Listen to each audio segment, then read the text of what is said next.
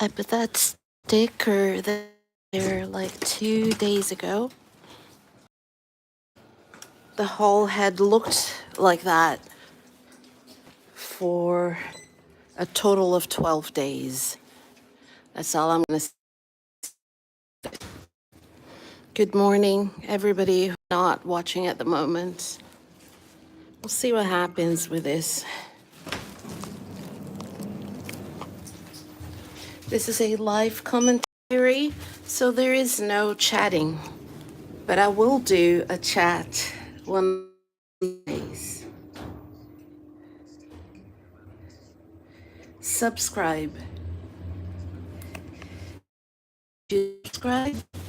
Next time I do a live subscribers chat, then you'll be able to chat. Okay.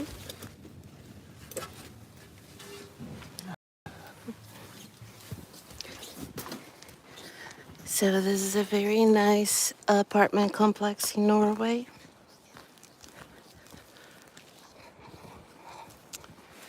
Rent here costs about, I'm gonna say, between 15 and 30,000 kroner a month. 15,000 kroner a month, 30,000 kroner a month, maybe a bit more, depending on what kind of house you have. But it's a very nice area. I know that when we say apartment, my American friends probably think, oh, apartment, it's probably a shithole. That's not how it is here in Norway. You can live in an apartment, and live in a very nice area. You have to unlock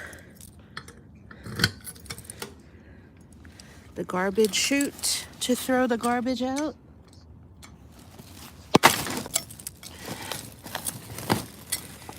So that people won't throw all kinds of crap in there. And people can't walk off just off the street and throw something in there. This is an extremely nice neighborhood. It's near the beach. Most people here are middle class and upper middle class. The only broke-ass people are us. No, I'm joking. For internal living standards, we're not broke-ass at all. But I feel like if you compare how we live to how other Norwegian people live, and I guess so. Most Norwegian people who live here in this apartment complex, they have at least 1 or 2 cars. They have a cabin, like a chalet or like a cottage house in the mountains. A lot of these families also own boats. They travel internationally a couple of times a year. So most people in Norway have a higher income and a better situation than my family here in Norway does.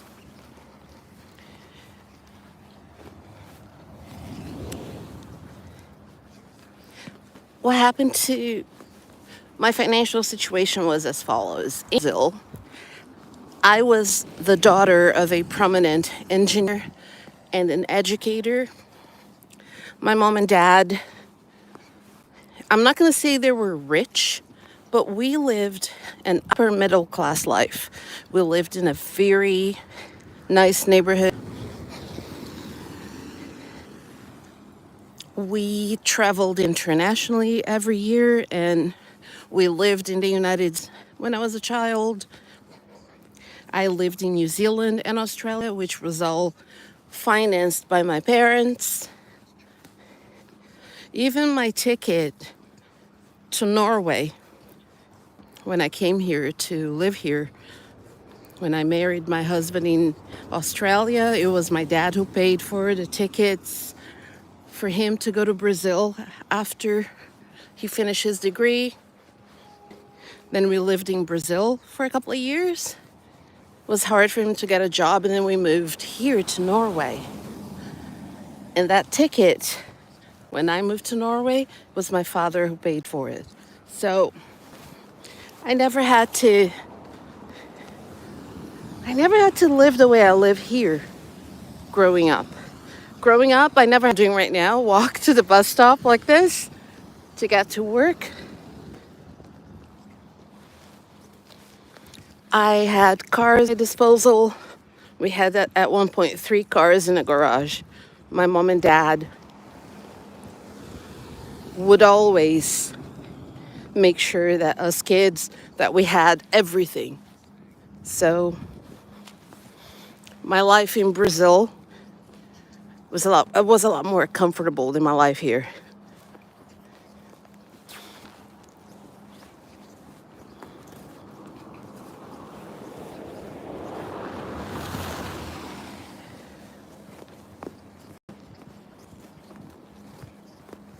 I learned a valuable lesson about life after I moved to Norway. I learned that we really don't know what we have until we experience not having it. I never knew that I was upper middle class. I thought everybody had everything that we had in Brazil, but they didn't. I found out later in life that many people wish they could have the life that we had in Brazil. Our lives in the USA were amazing. We lived in Florida and Virginia when I was a kid. As a teenager, I did my junior and senior year of high school in the United States.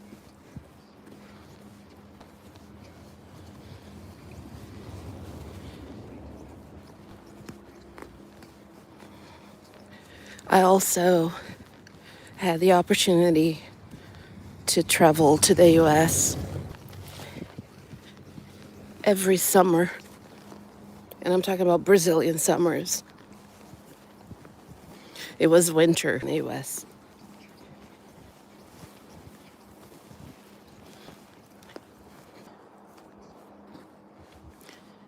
In 1995, 1996, I lived in New Zealand.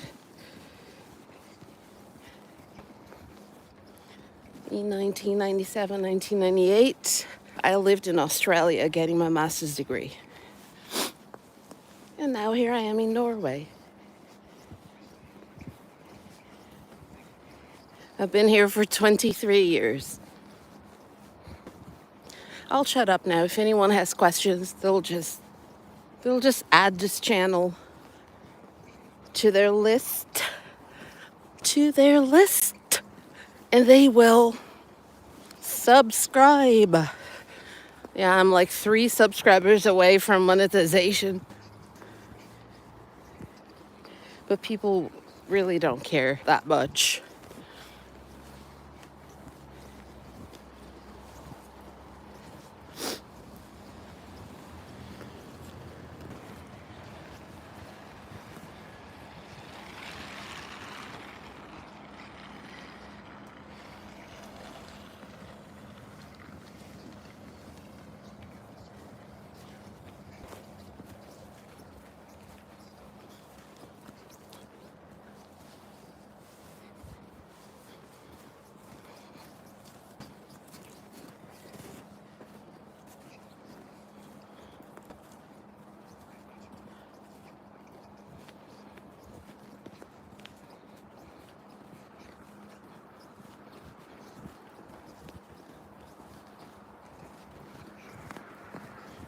I'm now going to show you what it's like to pick up something from a post office.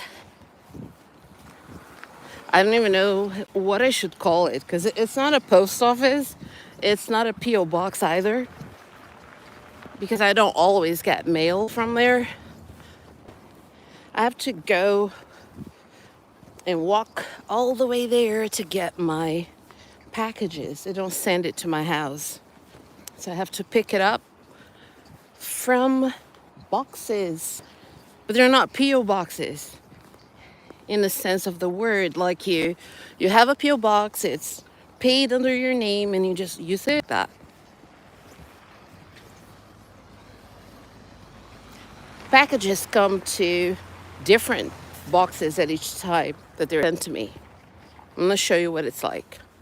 They're usually adjacent to supermarkets like this one.